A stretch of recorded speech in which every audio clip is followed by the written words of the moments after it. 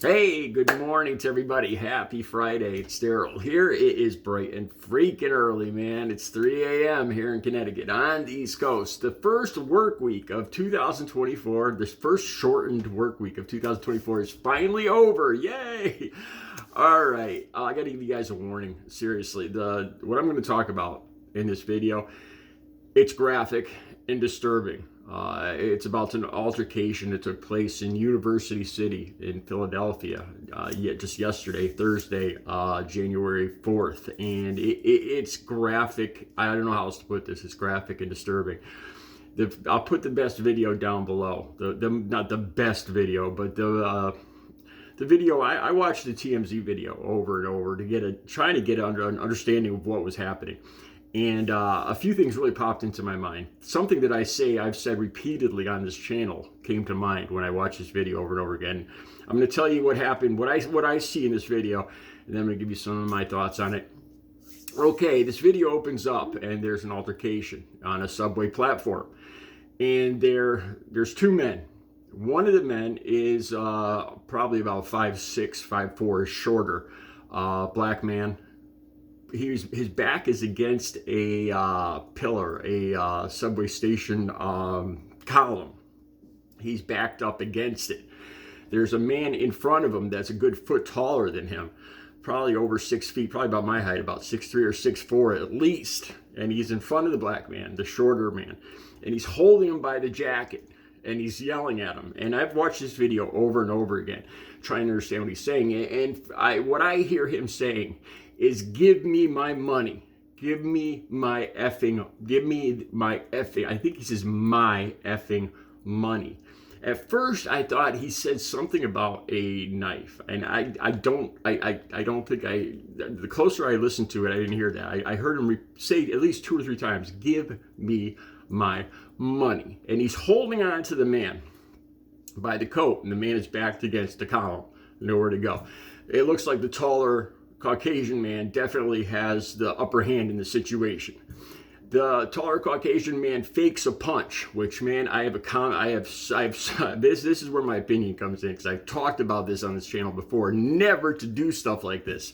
There's no point to it. You know, people do that just to see somebody flinch, just to be a bully. It's a bad thing to do. It puts the other person on alert. So anyway, the taller Caucasian guy fakes. He pulls back and he fakes a punch, I think twice. And just about the second time, the shorter man that's backed against the column, the black man, reacts and takes a swing and hits the taller guy, swings up and hits the taller guy smack in the face. And it looks like he pushes all his way forward from the column and swings up, and it pushes the taller Caucasian man backwards, really off balance. Both men fall apart like this way. And I looked through about at least a half dozen different articles on this. And the thing that bothers me is a few of the articles say that the taller man was pushed. And from my view of this man was not pushed. The taller Caucasian man had the upper hand in the situation, had the man against the column by his jacket and was faking punches. And then the shorter black man reacted. And like I said, he swung up and pushed, and the impact of the punch sent the taller white guy backwards. And unfortunately, the edge of the platform was right there, and the top of his body just went right over the platform, and he fell onto the tracks. Okay, the other man, the smaller black man, fell the other way onto his back with his feet going up in the air. Like he jumped up, hit him, and they both went like this. They both fell away from each other. From what was probably the impact of the punch pushed them back away from each other.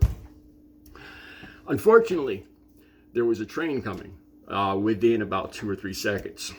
And the taller Caucasian man had no time to climb out of the track. When I watched this for the first time, I wasn't expecting this. I actually got nauseous when I was watching this for the first time this morning, which is a reaction I did not expect. Right now, right then, you could hear a woman start to complain. I don't think she realizes the magnitude of the situation. I don't think she realizes that the other man, what happened to the other man fully.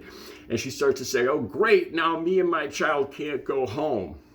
I don't know what that means. At first, I thought she was with the shorter black man, but I don't know. I don't think so.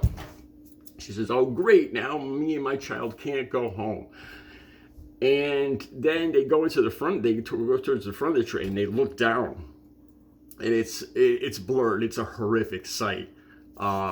It's what's left of the taller Caucasian man wedged under the train. I gotta warn you, I'm no BS. It's a disturbing video to watch.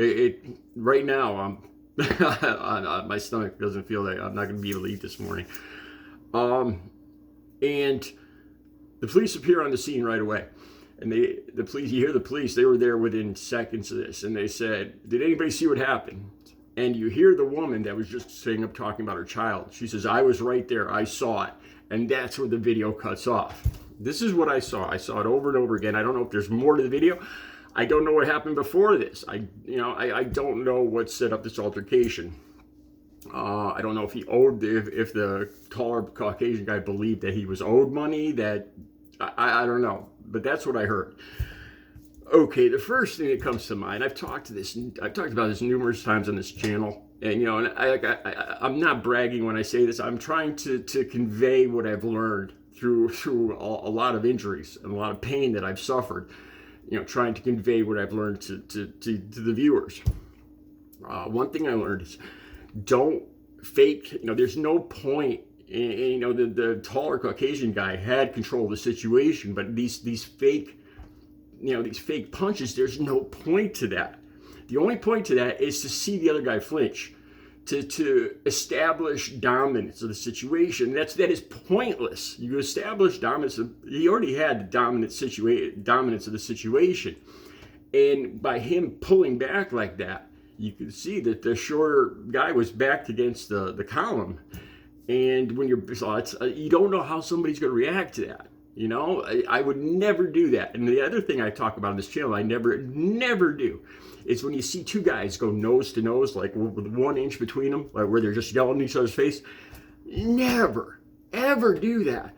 Because I've learned when somebody gets in my space like that, I have a social anxiety disorder, and I think it stemmed from that. If somebody puts their face right here, I will automatically, without even thinking, just headbutt them right in the. I've actually got a knot of scar tissue. I think it's right here from doing that. There's no point to that. Don't people that punch inanimate objects like walls or doors, stupid, just stupid. There's no point to that. The fake, that is just to see somebody flinch. That's the only purpose. It's a bad thing to do. It puts the other person on alert, and it makes the other person feel like they it's a fight or flight. It pushes the other person into a fight or flight reaction, and sometimes people are going to snap right into a fight reaction, and that's what the shorter black guy did. And the taller guy just wasn't ready for that. And I've said over and over again, never do that. And this is a perfect example of why you don't do that. If you absolutely have to be in an altercation, you just go to town. You do what you have to do. No words, no warning, no nothing. Just take care of business and put the person down and be done with it. No talk, no yelling in each other's faces, no fake punches. You got a problem? No, you got a problem. No, none of that, man. None of that. If you're forced into this situation, you do what you have to do and end it. And that's it. Just my opinion. More's going to come out on this. I noticed the Ian Ziering situation. I have seen TMZ flip-flop on this back and forth. The first day, they came out with a headline saying, Ian Ziering jumped by biker mob. And then a day or two later, they're saying that Ian Ziering started the whole thing. He's the one that started the whole thing. And then the next day, you see the bikers come back from chasing him and smash his windshield with a helmet. And now they say that there's felonies being investigated on the bikers' behalf. They flip-flop back and forth. So it takes a while, I think, for the truth to actually come out. As far as Ian Ziering, it really looks like at this point that his car wasn't hit. It looks like at this point that you can't see. The problem is you can't see 360 degrees around a car all in a couple seconds. And it looks like he's blocked in. And he's one of those guys. This is another situation that I can't deal with. When people get so upset just because they're stopped in traffic for a couple seconds, and they lose their minds, and they go into a fight situation just because they're going to be late to go somewhere. Leave your house earlier, get up earlier if if it's that big a problem. All right, those are my opinions. And like they say, opinions are just like, well, everybody's got one and they all stink. I'll be back later with another video. You guys have a good Friday.